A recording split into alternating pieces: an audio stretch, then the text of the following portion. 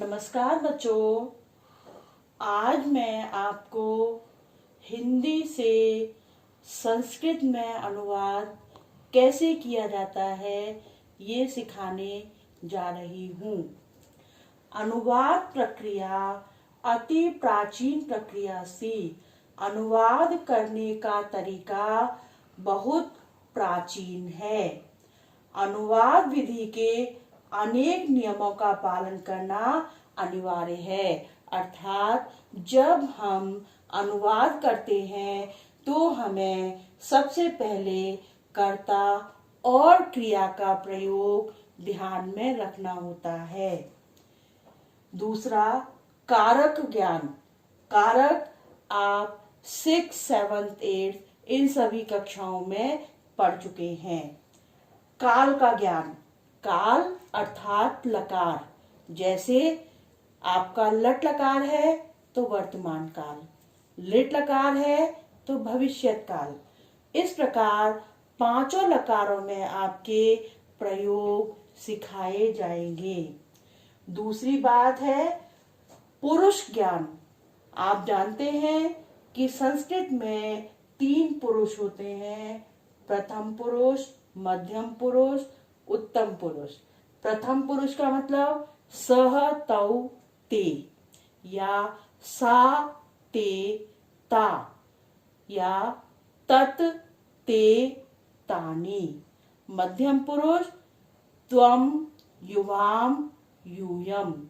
उत्तम पुरुष अहम, आवाम, वयम। वचन ज्ञान। अब हम जब अनुवाद करते हैं तो हमें वाक्य के वचन का भी ध्यान रखना होता है कि वाक्य एक वचन का है, द्विवचन का है या बहुवचन का है।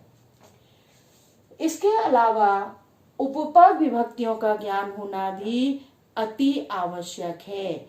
उपपद विभक्तियां भी आप 7th और 8th क्लास में पढ़ चुके हैं।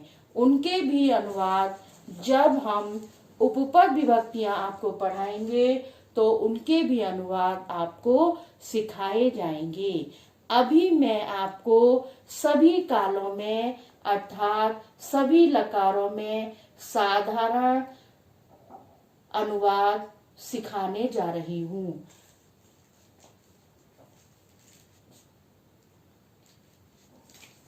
देखिए,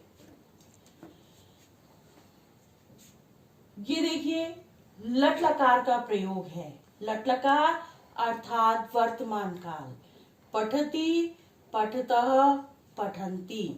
पठसि, पठथ, पठत। पठामि, पठावः, पठामः। ये आपके लट लकार के रूप हैं।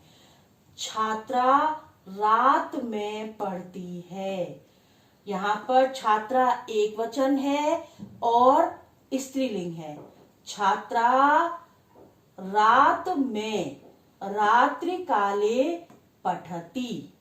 छात्रा रात्रि काले पठति। अब यहाँ छात्रा एक वचन है तो क्रिया भी एक वचन की ही प्रयोग होगी और ये वर्तमान काल का प्रयोग है। वे दो सुबह पढ़ते हैं। वे दो, वे अर्थात प्रथम पुरुष का द्विवचन यहाँ पर आएगा तौ। शाम को वे दो सुबह पढ़ते हैं। वे दो अर्थात तौ। सुबह प्रातः काले पठतः। तौ प्रातः काले पठतः।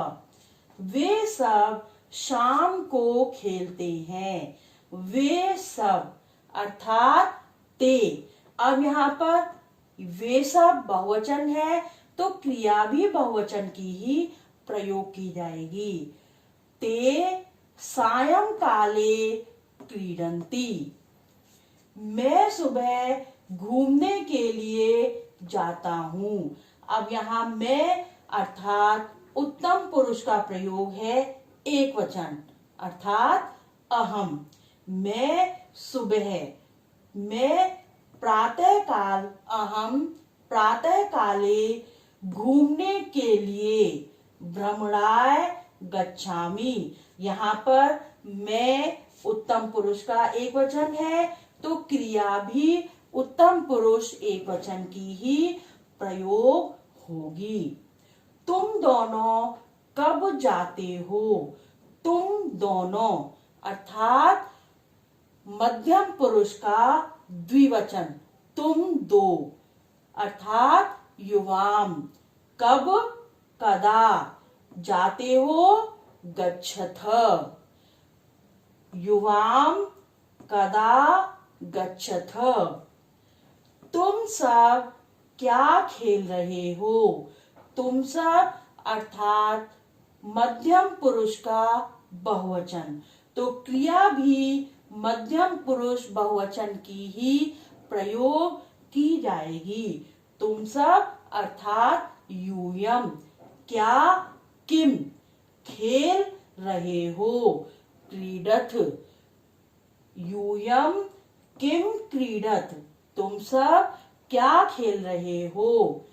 हम दो पाठ पढ़ रहे हैं। हम दो अर्थात उत्तम पुरुष का द्विवचन, हम दो आवाम, पाठ पढ़ रहे हैं, पाठम पठावह, आवाम पाठम पठावह।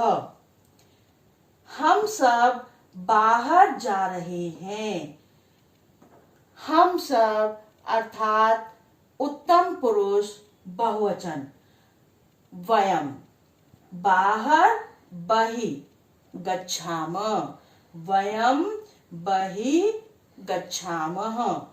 वह बच्चे की रक्षा करता है। वह अर्थात प्रथम पुरुष का एक वचन, सह, सह बच्चे की बालस्य रक्षाम करोति। यहाँ पर कर्ता एक वचन है और प्रथम पुरुष का एक वचन है, तो क्रिया भी प्रथम पुरुष के एक वचन की ही प्रयोग की गई है।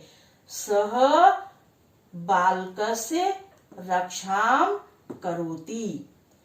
बंदर पेड़ पर है। अब यहाँ बंदर एक वचन है और ये संज्ञा शब्द है, तो वानरः वृक्षे अस्ति।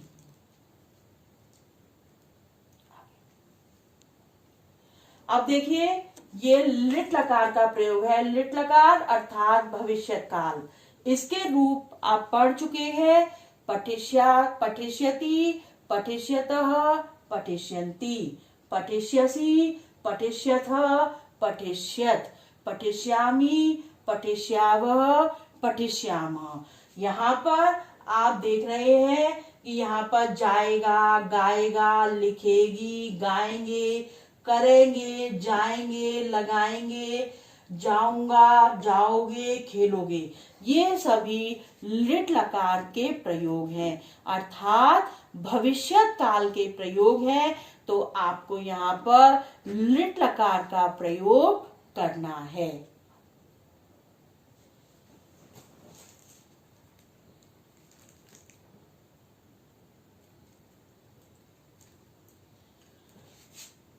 लोट लकार,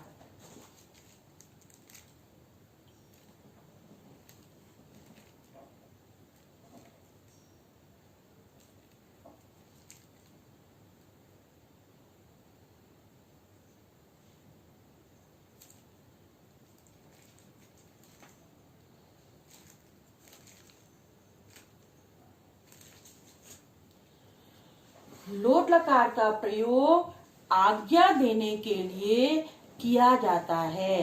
जैसे तुम पढ़ो, वह पढ़े, मैं जाऊं, मैं खेलूं, मैं खाऊं, तुम सब पढ़ो, तुम सब लिखो आदि में।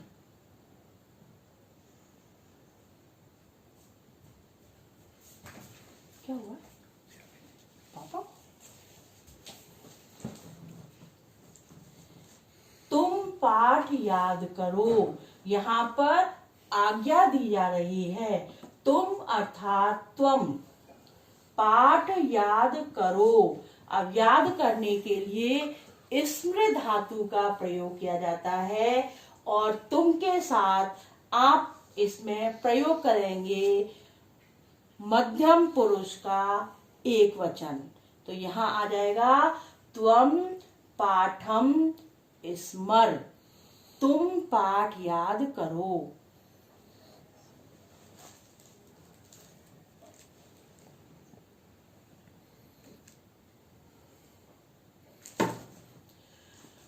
अब है लंग लकार। लंग लकार का प्रयोग अर्थात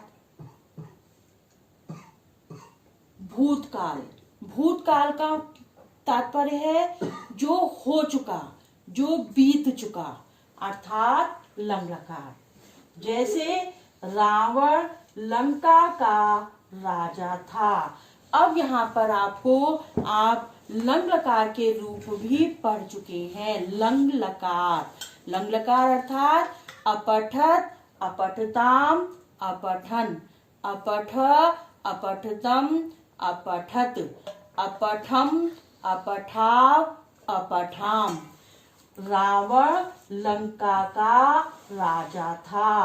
रावणः लंकायाः नृपः आसीत्।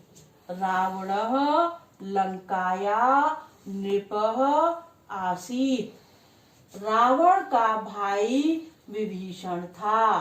रावणस्य भ्राता विभीषणः आसीत्।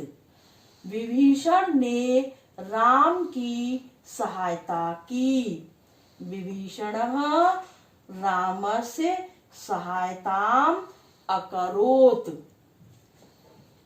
राम ने बंदरों की सहायता से पुल बनाया। रामः वानराणां सहायतया सेतुः अरचयत्। राम ने बंदरों की सहायता से पुल बनाया। यहाँ पर कारकों का भी प्रयोग दिया गया है। राम ने अर्थात कर्ता कारक, बंदरों की अर्थात षष्ठी विभक्ति संबंध कारक, सहायता से अर्थात करण कारक। तो यहाँ पर 3 कारकों का प्रयोग भी किया गया है। रामः वानराणां सहायतया सेतु अरचयत्।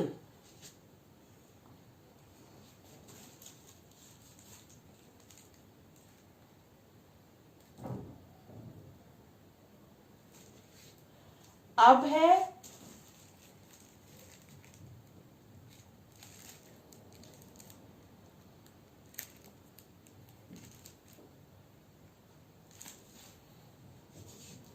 विधिलिंग लकार। विधिलिंग लकार का प्रयोग चाहिए अर्थ में किया जाता है। जैसे हमें प्रातः जल्दी उठना चाहिए, इसके रूप आप 8th क्लास में पढ़ चुके हैं। जैसे पठेत, पठेताम, पठेयु, पठे, पठेतम, पठेत, पठेयम, पठेव, पठेम। हमें प्रातः जल्दी उठना चाहिए। हमें अर्थात हम सबको। तो यहाँ आ जाएगा वयम प्रातः, शीघ्रम उत्तिष्ठाम। वयम प्रातः शीघ्रम उत्तिष्ठाम।